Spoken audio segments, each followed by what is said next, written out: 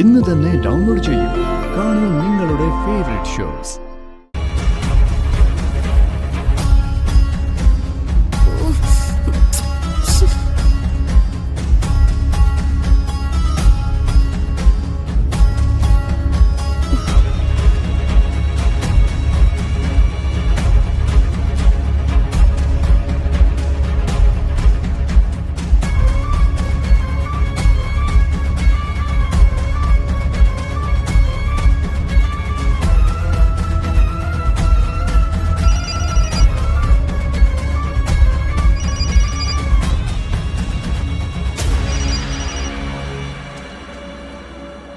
എന്തായി മോളെ, ആശുപത്രിയിൽ നിന്ന് ആരെങ്കിലും വിളിച്ചോ? അവര് ചത്താലും ചത്തില്ലെങ്കിലും എനിക്കെന്താ? എനിക്ക് കിടന്നിട്ട് ഉറക്കം കിട്ടുന്നില്ല മുത്തശ്ശി. അതെന്തു പറ്റി? എന്തു പറ്റിയെന്നോ? വരുണും രാധികയും ഇതൊന്നും അറിയാതെ ആഘോഷിച്ച് നടക്കല്ലേ.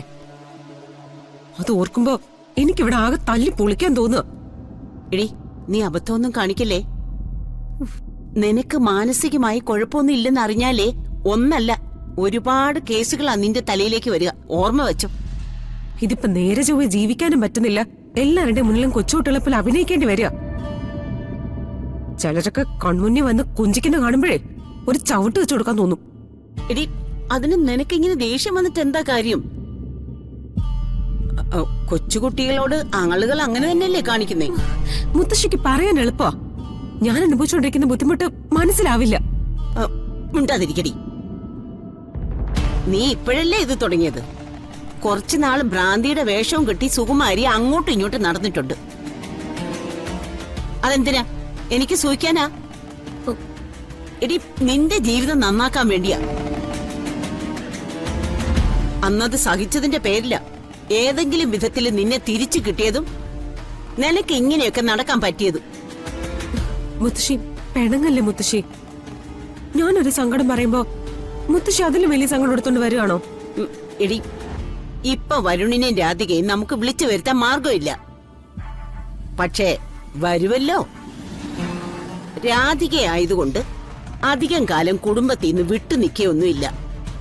അച്ഛനെ അമ്മയും കാണാൻ മുട്ടുന്നു എന്ന് പറഞ്ഞിട്ടേ അവൾ ഓടി ഇഞ്ഞു വരും. തിരിച്ചു വന്നാലേ അവളെ ഇല്ലാതാക്കാനുള്ള മാർഗങ്ങൾ നമ്മൾ വേറെ നോക്കില്ലടി. വിഷം കലക്കിയാൽ പോലും വേറെ ആളെ അടുത്ത് കുടിക്കുന്നേ. ഈ അച്ഛൻ നിത്യേനെ പൂജ ചെയ്യുന്നത് അവക്ക് വേണ്ടിയാണോ മുത്തശ്ശി? അല്ലാതെ ഇവക്ക് എങ്ങനെ ഇത്രയും പവർ കിട്ടുന്നേ? നിന്റെ അച്ഛന്റെ കാര്യത്തിലേ എനിക്ക് നല്ല സംശയമുണ്ട്. ഏതെങ്കിലും നിത്യപൂജയൊക്കെ അവളുടെ പേരിൽ കഴിക്കുന്നുണ്ടാവും.